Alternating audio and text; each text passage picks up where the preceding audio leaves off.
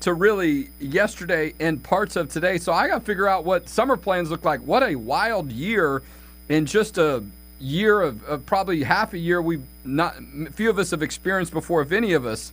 So we'll talk about some of that. But, look, it's great second week back. And, look, I am fortunate that my health has been good and steady. So is my family. But I know a lot of people are hurting. So if you're recovering from the coronavirus or any other issues related to that or any, we continue to pray for you and hope the best for you as, we go through this transition. And there is, whether you've got kids in school or not, that calendar does affect a lot of what we do in our community, state, and country for that matter. But if you're new to the show or if you're a veteran, and we're going to talk to a veteran today, we talk about the issues of faith, family, and freedom. And I'm excited about our guest today. I think this is his first time on. Our guest today is going to be Houston City Council member Mike Knox. We're going to talk about issues of service. We're going to talk about what's going on with local government and the coronavirus response and how that relates to your constitutional freedoms. And then I'm sure many people have heard about the really time period and tragedy and the loss that the Knox family went through recently. And we're going to talk about Mike's son, Jason. But, it's exciting when we have someone that's their first time onto the show because we like to expand really kind of our reach, but also give people a chance to be a part of our program. So, Councilman Mike Knox, welcome to the Texas Values Report. Well, thank you for having me, Jonathan. It's a pleasure to be here, and hopefully we can have a great conversation today. Yes, and just so everyone knows, Councilman Knox, he's a lifelong public servant. He's got a history of honorable service. He is a veteran of the United States Air Force. We're going to talk a little bit about that with Memorial Day rolling around next week, next Monday.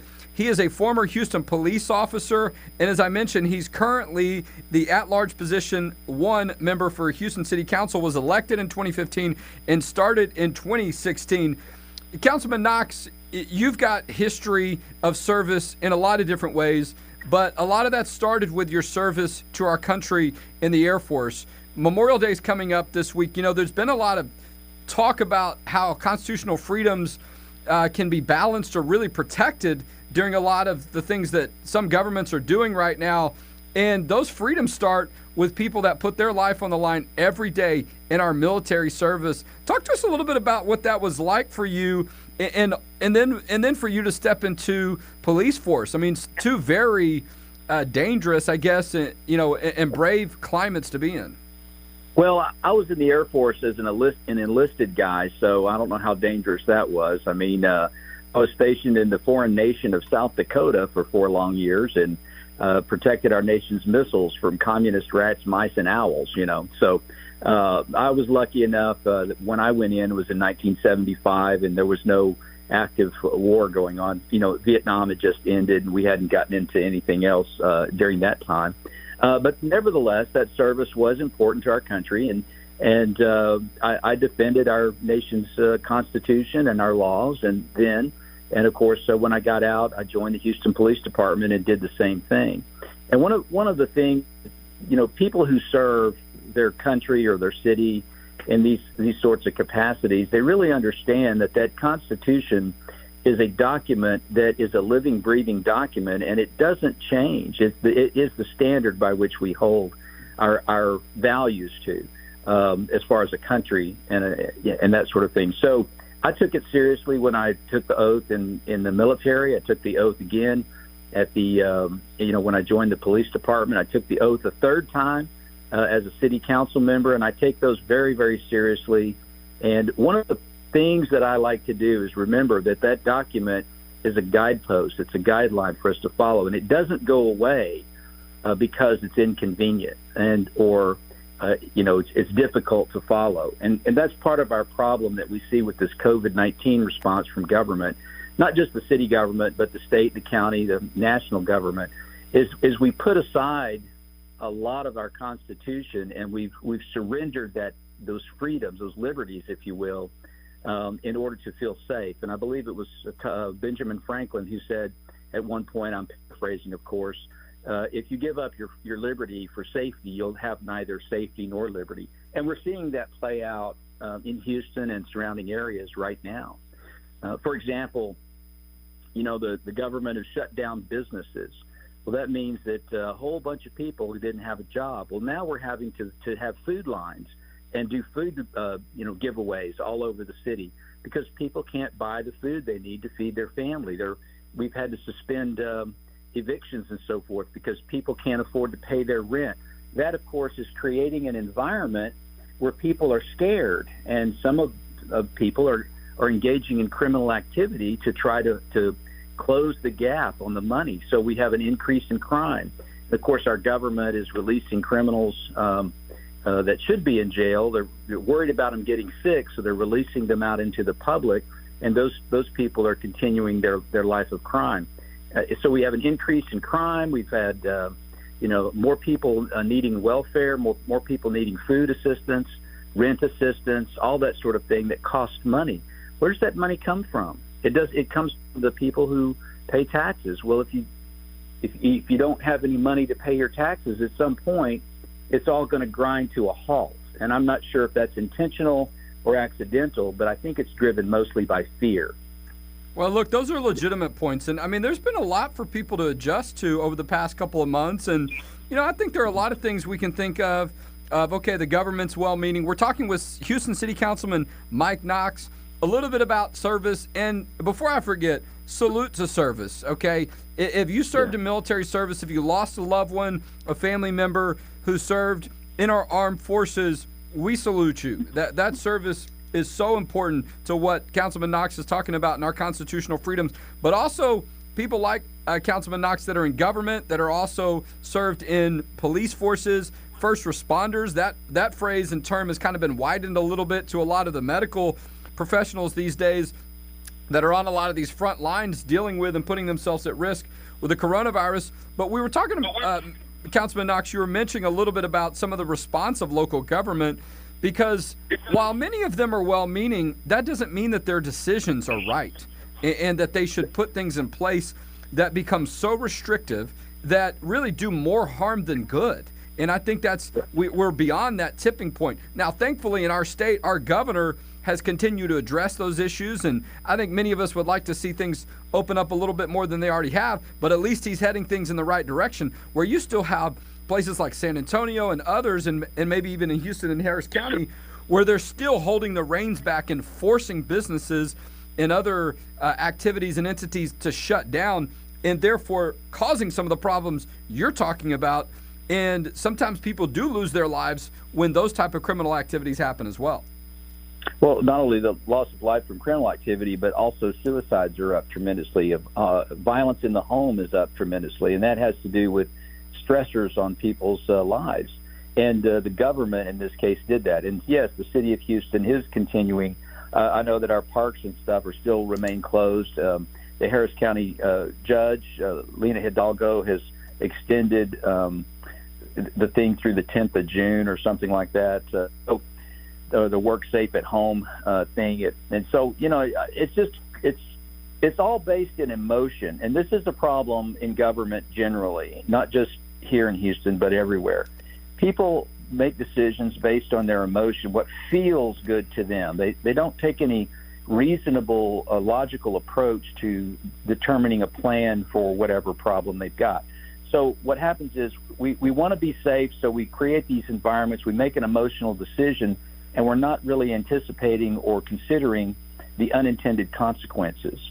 I made this statement to some people here just the other day that 29 million people in Texas have been affected by COVID, but only about 14,000 of them are sick. And of the 14,000 that are sick, there's about 2,900 that required hospitalization, and 2,300 of those have been released from the hospital. So we've shut down the government because we're afraid of a pandemic. Now, granted, the initial reports on this potential of the pandemic were just astronomical, but we've come to find out that the models used a basis for the modeling was incorrect. It was bad assumptions being made by the people who did the model. So bad information in produces bad information out. as soon as we realized that our hospitals were not going to be overwhelmed by this disease, we should have adjusted our response and opened things back up again. And well, we're look, at that point now. No, you make a relevant point, and I'm holding up a picture of you in your cowboy hat here from a website with your bio, and just it's always nice when we're on Facebook. And if you're watching on YouTube, click that little subscribe button so you can get these live videos and reports updated. We want to continue to increase our reach. Looking, and these are valid points. I mean, the decisions that government makes impact a lot of people's lives. And a lot of times people feel like there's nothing they can do about it, but they can. I mean, elections have consequences. The decisions that are being made today are because people elected these people in office. A lot of local elections are going to now be happening in November. They got pushed in November because of the coronavirus response, if you will. A lot of state, and of course, we've got a presidential election coming up in November as well. I think it's important for people to not forget about that when they think about going to the ballot box and just think that, these local issues are, nonpartisan and everyone's just kind of the same. That's not true. I saw a tweet, I think it was a week or two ago, from Sylvester Turner, who I'm familiar with. He's the mayor of Houston, but he also served in the Texas House at the Texas Capitol, and we interacted from time to time. He put out something on social media suggesting that they were going to be, checking people as they came back, or chastising people that went to Galveston for the beach, I think Mother's Day weekend. And it really had this tone that they're going to, when people come back into the city limits from Houston or to Houston, they're going to be checking people and have kind of a, maybe some type of station roadblock, patrol or whatever, a checkpoint. And hold them accountable to some crime. I mean, this is where some members of local government are spending their time, and it doesn't seem to be right. the right spot. Yeah, you're right, Jonathan. Part of the problem is that the mayor of Houston and the county judge in Harris County are both fomenting fear like you wouldn't believe. So, for example, the way they report the daily report of COVID cases. Now, what they don't bother to explain is that the reports that we get are batch reports. In other words, the people that are doing all the testing, they save up till they get a bunch of them, and then they report them to the city. So those 117 new COVID cases or whatever that they're reporting, they make it sound like that those are the new cases that were discovered today. But in fact, those results from those tests are 4 days to a week old. And so it used to be that you could get on the Harris County website and see a chart where they would take the reports of the daily batch totals, and they would assign the date of that the test was taken. If it came back positive, they would stick that one on the bar graph for that day. And so that way you can see the rise and fall of the COVID virus. Well, I've started publicizing that on my website, and they've taken that bar down because they don't want people to see that that the pattern has been that we reached our peak somewhere in the middle of April, and it's been declining ever since. Our testing has been improving. I mean, we're testing more and more people, but the percentage of return of positive cases is actually diminishing. But they're only reporting the positive cases, and they're collecting them in batches, and that's designed to create fear in the minds of people. The mayor also put out a tweet the other day that I was a little offended by. He basically said, it's better to wear your mask and remain vertical than to not wear your mask and put a sheet over you and not feel anything. In other words, if you don't wear your mask, you're going to die. And the fact of the matter is the numbers don't actually show that. The data doesn't actually show that. Yes, this is a very virulent disease. It's easily contagious, and people are going to get it. But the vast majority of people that get this disease, it's survivable, and it's inconvenient. It's not a thing you want to get. But if you just give people the information, they'll take the appropriate precautions to prevent themselves and their family members from getting the disease. I think that's a good point. Rely on people to do that. No, I think it's a good point. We're talking with Houston City Councilman Mike Knox. He served on the Houston City Council since 2016, also served in the Houston Police Department as a police officer, and before that, he served our country in the United States Air Force. I think it's a good point, right? The government needs to trust and let people make their decisions. We've got to a point to where, and some people may want to take those precautions. Let them. let freedom decide. Let people decide, hey, I will decide what works best for me. Other people decide what works best for them.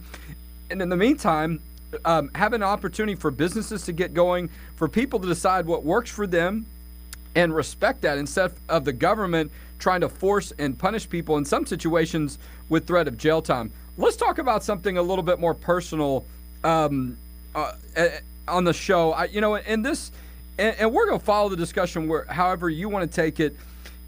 I got to know your family several years ago and along the way, and a couple of weeks ago when I heard about the sudden and the tragic death and passing of your son, Houston police officer Jason Knox, it just really deeply, and I know a lot of people felt that way, and I just couldn't imagine how things were for you and Helen. Talk to us a little bit about Jason and just how amazing it was also to see his life and legacy be memorialized the way that it was at that beautiful service at Houston First Baptist Church. Yeah, well, Jason was a great man. I got to tell you, I have to say that he's we've learned more about him since he passed than I even knew, and I always admired and respected him. We became friends. It's great if you have a child, and it's important to teach them to be responsible in that, but when they grow up and become an adult, and you actually develop a friendship with your children, that's a whole different thing. And he and I were friends, along with the parent-child relationship thing. But I have to tell you that I taught him to be a free-thinking, do-your-own-research kind of guy, and he did. He became a sort of a hobby historian about Texas and U.S. history. He and I had conversations all the time about that. We also discussed biblical issues, and so I know that he was a believer and that he's in heaven today. And that gives me some comfort, but the fact of the matter is I'm still human, and I'm selfish, and I didn't want him to go yet. He had two beautiful children, our grandchildren, Cooper and Eliza, and anyway, so yeah, he was great. And he and I discussed this, and back to the COVID thing and how government works. There's risk in everything you do. Being a policeman is a dangerous job. Being a helicopter pilot doesn't seem on its surface to be dangerous, but a helicopter is an inherently unstable vehicle. And he understood those risks. And when he joined the police department, he understood those risks when he decided he wanted to be in the helicopter division. And he was doing what he loved to do. And what I always taught him was the risk has to be worth the reward. And he was rewarded in his lifetime. He's been beneficial to the citizens of Houston. He saved several lives from that helicopter, not only police lives, but civilian lives as well. Finding people lost in rivers during a Hurricane Imelda, or Tropical Storm Imelda. He actually rescued people who couldn't be found except for the fact that he could see them from the air, and got boats to them where they needed them. He's protected police officers from the air, from bad guys with guns hiding in bushes waiting to ambush them, all kinds of things that he's done. And so, I was talking to someone about this here just the other day about what was the statistical probability of Jason being killed in a helicopter accident, keeping in mind in 50 years there's never been a fatal accident of a Houston Police Department helicopter in its history. This was the first one. And I don't think, because this has happened, we're not going to stop flying helicopters, because the reward is worth the risk. Although my son suffered the first casualty in the history of the Houston Police Department as a helicopter tactical flight officer, we're not going to stop flying helicopters because they are beneficial to the community. And that's the thing we need to look at when we have responses to pandemics and natural disasters and all that other stuff. There is a certain amount of risk that has to be taken in order for us to have to live a life.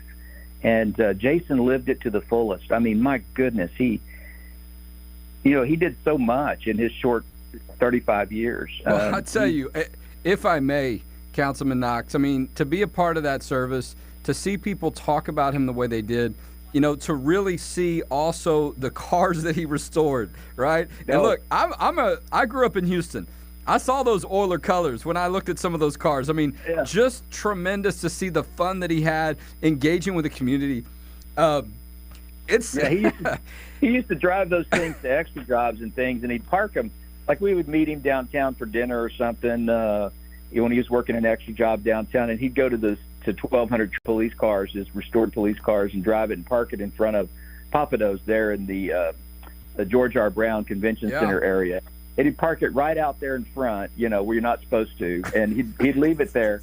And we'd go in and eat dinner. He just got a kick out of people walking up, taking pictures of those cars and standing beside them, having their pictures taken. And he just loved that to death. And, of course, it was always an opportunity for him to talk about his Houston Police Department. So, well, and the other thing, too, I mean, to be in that church where your family had so much history, really when there's been these, we've all been kind of pulling back from being in church in person. It was so great that those first responder communities pulled together and that service was able to be held inside and then outside, the flyovers by a helicopter, several helicopters, and just the way that, the lieutenant governor was there and many others, just the care that they had for your grandson and your granddaughter and Jason's wife. I mean, it just, I can only imagine how difficult it was, but on the flip side, it was beautiful to see the way that he was remembered.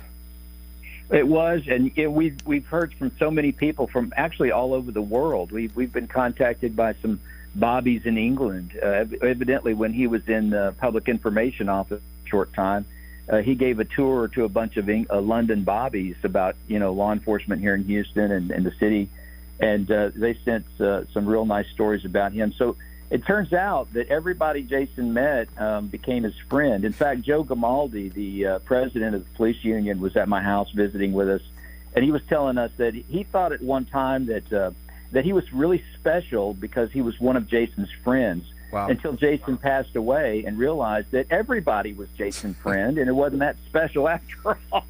But well, yeah, he was a great man, and we are definitely going to miss him. Now his legacy is going to continue. We're working with the union and some other groups right now to try to keep his fleet of restored police cars active and available for parades and other things like that. So we're looking forward to wrapping up some of those. And we're going to get some more done, I think, maybe 2 more in the near future, 2 more police cars. His idea was to have one vehicle representing each decade from the beginning of cars in Houston. So he's got an 80s model and 90s model. We've got a 70s model that we might be doing, and then a 2000 model. So we're going to try to bracket those 2 that he did. And then we'll just see how it goes from there. But we'd love to continue to hear about that. We're talking with Houston City Councilman Mike Knox. We're finishing up the segment of this show here, talking about his son, Officer Jason Knox, who just passed away unexpectedly in a tragic accident in the middle of public service, flying a helicopter for the Houston Police Department, doing the job that he did so well, that he loved. And that's that side of service. There is that risk at times, oftentimes, if not all the time, when you go out and you put the uniform on. But that says something about you and Helen, Mike. Is just, the man that he was, the people that he touched, the difference that he made. That that was great. It's just beautiful. So just thank you to you and Helen too for, making the city a better place. Yeah, well, thank you, Jonathan. And just as a parting shot here, I was visiting with Jason at the hangar here, about a week or 2 before he passed away. And we were standing out there looking out over the runway and watching Southwest airplanes land at Javi Airport and all this kind of stuff. And he turned to me and he said, "Dad, can you believe that they pay me to do this job, man? This is great. I love this." So we keep that in our mind, and we try to focus on those positive things and to keep his memory alive and to share with his children what he wanted to share with them. Absolutely. As they grow. No, absolutely. So, and all the support we've got from you and all the other groups and organizations and individuals has just been uplifting for us all. his service was in the church that he was baptized in, and so beautiful. And by the way, it was the first police funeral in a church since COVID started. So hopefully we can use his example to get past this, get back to work, start doing what we all love to do in the various professions and that we all participate in, and helping our country become strong again, which was his goal. No, you're absolutely right. And life is precious, and so extraordinary gifts and gratefulness that we have to have every day, and to make the most of it like Jason did. Houston City Councilman Mike Knox has been our guest today on the Texas Values Report. Thank you, Councilman Knox. Thank you, Jonathan. Appreciate the opportunity. Hey, we just got a couple of seconds here because I was not going to get in the way of Councilman Knox really paying tribute to his son, and so much more he could say, I'm sure. But don't forget about our work. If you care about the work we do, support us at txvalues.org. You can make a tax-deductible donation at txvalues.org. We're continuing to do the work we do for faith, family, and freedom. We're going to have events coming up in your areas. We try to update people on our work and give them a chance to support the work we do. I think Councilman Knox might be being a part of one of those in Houston. So look for those. We've got our Faith, Family, and Freedom Forum event. It's coming up on September 18th and 19th. That's our big annual event. Check it out at txvalues.org. We're going to have some great speakers that are a part of that. And continue to pray for our communities, our state, and our country as we get through this crisis. We continue to open up more and have freedoms restored and do what we do best. And thank you for all those in military service. God bless you, and God bless Texas. And we'll talk to you next week on the